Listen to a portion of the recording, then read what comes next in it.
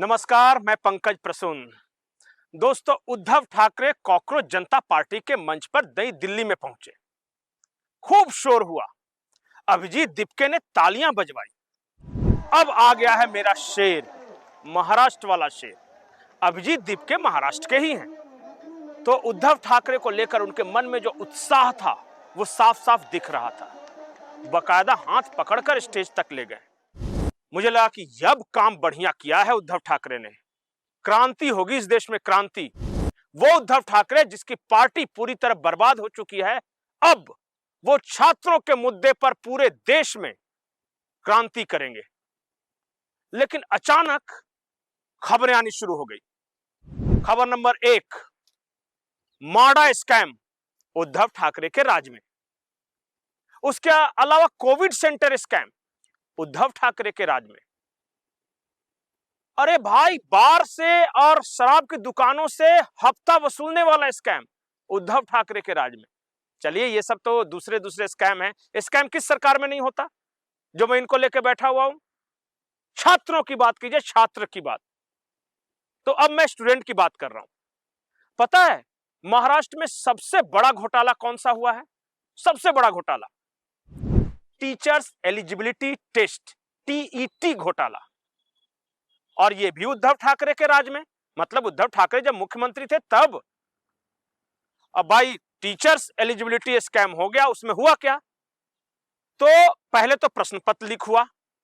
उसके बाद प्रश्न पत्र लीक होने के बाद भी कुछ ऐसे विद्यार्थी थे जो पास नहीं कर सके। उन विद्यार्थियों को पास कराया गया।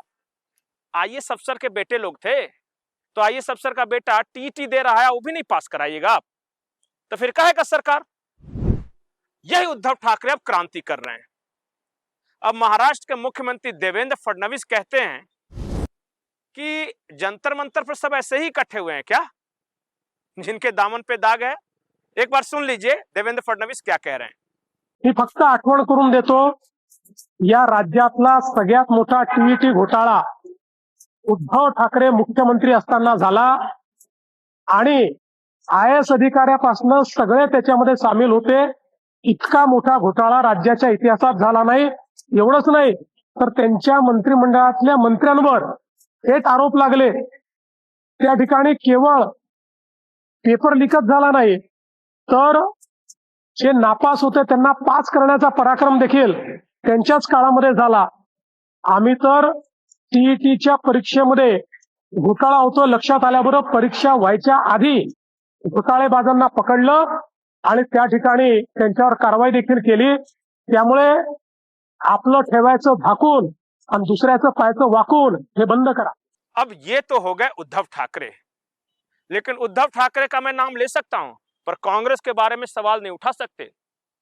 ये अलग बात है कि जो सबसे बड़ा स्कैम हुआ था महाराष्ट्र में, उसमें कांग्रेस वालों की डायरेक्ट इन्वॉल्वमेंट थी। टीटी वाला में इस बार जो नीट का पेपर लीक हुआ, उसमें भी कोई अमित देशमुख हैं, उनका नाम आ रहा है। अब पता नहीं क्या क्या रिलेशन है, वो तो आप डिटेल्स में जाके गूगल में पढ़ ही लेंगे। बहुत सारे लोग तो ये कह रहे हैं कि नीट वाला जो पेपर लीक हुआ है, ये जो महाराष्ट्र में लीक हुआ है, इसमें भी कुछ माफिया हैं। अब मैं ये नहीं बताऊंगा कि किस पार्टी के हैं। अब राहुल गांधी बेचारे प्रदर्शन करें तो कैसे करें कि उनकी कोई भी सरकार, जी हां, कांग्रेस की कोई भी सरकार ऐसी नहीं थी जिसमें पेपर लीक न हुआ हो। अब फिर आप बोलेंगे कि राहुल गांधी के पीछे मैं पड़ा रहता हूं। जाइए, मैं नहीं बोलता। जो भी बोलेंगे आप देवेंद्र फडणवीस बोलेंगे, महाराष्ट्र के मुख्यमंत्री। सुनिए जरा। जिस प्रकार से प्रधानमंत्री जी ने इस समूची घटना पर एक कड़ी कार्रवाई शुरू की है, फास्ट ट्रैक कोर्ट तैयार करके जिन्होंने पेपर लीक किया ऐसे लोगों को सजा दी जाएगी। नीट की री एग्जाम भी बिना किसी मसले के पूरी की गई है, जिससे आगे के एग्जाम का रास्ता भी खुला है। मुझे ऐसा लगता है प्रधानमंत्री जी पर विश्वास रखना चाहिए। जिस कांग्रेस की सरकार में, यूपीए की सरकार में शिक्षा का बजट मात्र 8,000 करोड़ रुपया होता था, आज 1,39,000 करोड़ रुपए पर यह शिक्षा का बजट पहुंचा है। फडणवीस जी ने तो राहुल गांधी को चैलेंज दे दिया कि बहस कर लो पेपर लीक पर, भाग क्यों रहे हो? नीट पेपर लीक पर ही बहस कर लो। सामने सामने तथ्य तो आ जाए जनता के सामने कि कौन कैसा है, किसने पेपर लीक के खिलाफ कानून बनवाए और किसने पेपर लीक को सपोर्ट किया, किसके नेता पेपर लीक में शामिल थे, किस पार्टी के नेता, और किस पार्टी के नेता नहीं शामिल थे। तो भैया ये चैलेंज तो स्वीकार करना पड़ेगा। अब इधर उधर बात करने से नहीं होगा राहुल जी। महाराष्ट्र के मुख्यमंत्री ने चैलेंज कर दिया है, सरकार ने चैलेंज कर दिया है, बात कर लो कम से कम। उसके बाद अगर बहस में आपको लगे कि सरकार ने सही सही जवाब नहीं दिया तो मांग लेना इस्तीफा। इस्तीफा ही तो है, आज हो जाए या बहस के बाद हो जाए, क्या दिक्कत है इसमें? भाग क्यों रहे हो बहस से?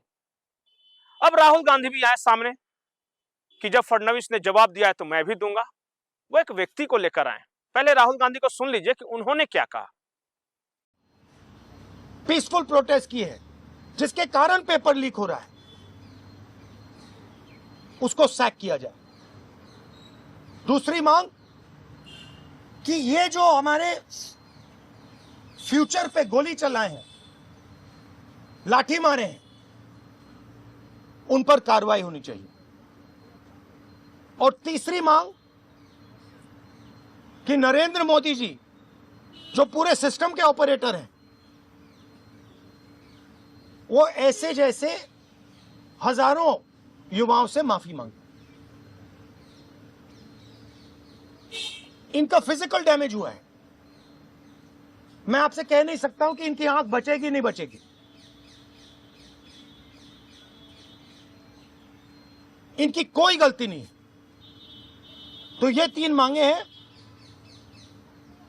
हमारे स्टूडेंट्स को मारना बंद कीजिए, धमकाना बंद कीजिए और ये मांगे पूरी कीजिए। यही मैसेज है। हाँ, हरियाणा बीजेपी नड्डा और जो मंत्री गए थे सीजेपी से बात करने, वो कह रहे 2 मांग पर तो सहमति हमारी बन गई है कि जो मुकदमा हुआ उसे दर्ज करने से वापस कर लेंगे और एक्शन भी ले लेंगे। लेकिन जो मुख्य मांग है धर्मेंद्र प्रधान का इस्तीफा, वो कह रहे हैं कल दोपहर में इस पे बात करेंगे। हमने पोजीशन क्लियर कर दी है, स्टूडेंट्स ने पोजीशन क्लियर कर दी है। जो उनकी मांग है उसे हम रिपीट कर रहे हैं। Dharmendra Pradhan is a criminal education minister. He has to be removed. He is a symbol of the collapse of our education system. He has to go. He is the reason my brother has got shot. He is the reason thousands of people are outside. He has to go. Thank you. Thank you ji. Rahul Gandhi paper leak पे नहीं बोल के pellet gun पे बोलने लगे। ये क्या बात हो भाई? पैलेट गन चला नहीं है और कह रहे हैं कि तिरंगा लेके खड़ा था इसलिए पैलेट गन से मार दिया। अब जिस नवयुवक को राहुल गांधी अपने बगल में लेकर बैठे हुए थे, खड़े थे, उसके बारे में थोड़ी सी तहकीकात की। पता चला कि ये एमबीए है, एमबीए पास कर चुका है और गुड़गांव के किसी कंपनी में काम करता है। अब वो बेरोजगार तो है नहीं, उसने परीक्षा दिया है। वो गुड़गांव के किसी कंपनी में काम कर रहा है और वहां से वो आया है प्रदर्शन करने और सुरक्षा बल कह रहे कि पैलेट चलाया नहीं। और वो दिखा रहा है, सच्चाई क्या है मुझे नहीं पता, लेकिन एक बात की जानकारी आपको दे देता हूं। ये जो आदमी है ये मुस्लिम है और बीजेपी के तरफ घोर नफरत से भरा हुआ। राहुल गांधी ने क्या आइडियल चुना है, उनकी रिसर्च टीम को मानना पड़ेगा। अब राहुल गांधी या तो बहस स्वीकार करें या फिर पेपर लीक के बारे में आंकड़े जनता के सामने रख दे कि किस राज्य में किस सरकार में कितने पेपर लीक हुए हैं, और नहीं तो कम से कम संसद में बहस करवा लें। इस्तीफा चाहिए वो हम मान लिए, लेकिन धर्मेंद्र प्रधान का इस्तीफा तो बहस के बाद भी हो सकती है। राहुल जी एक बार चैलेंज स्वीकार जरूर कर लीजिए। एक बार नीट का और देश के तमाम पेपर लीक की सच्चाई जनता के सामने आ जानी चाहिए। बहुत कुछ खुलासा होगा। लोग कह रहे हैं कि बहस करके फंसना है क्या? बहस करेंगे तो सारी बातें पता चलेगी, सारी बातें पता चलेंगी तो ये नैरेटिव कैसे बनेगा। और बाद में गालियां दिलवाते रहेगा मोदी जी को जंतर मंतर से। आपकी क्या राय है? बहस होना चाहिए या नहीं होना चाहिए? नीट पे बहस होनी चाहिए या नहीं होनी चाहिए? पेपर लीक पे बहस होनी चाहिए या नहीं होनी चाहिए? एक बार छात्रों के लिए, नौजवानों के लिए, जो कॉम्पिटिटिव एग्जाम की तैयारियां कर रहे हैं उनके लिए एक बार बहस हो जाए, ताकि दूध का दूध और पानी का पानी हो जाए।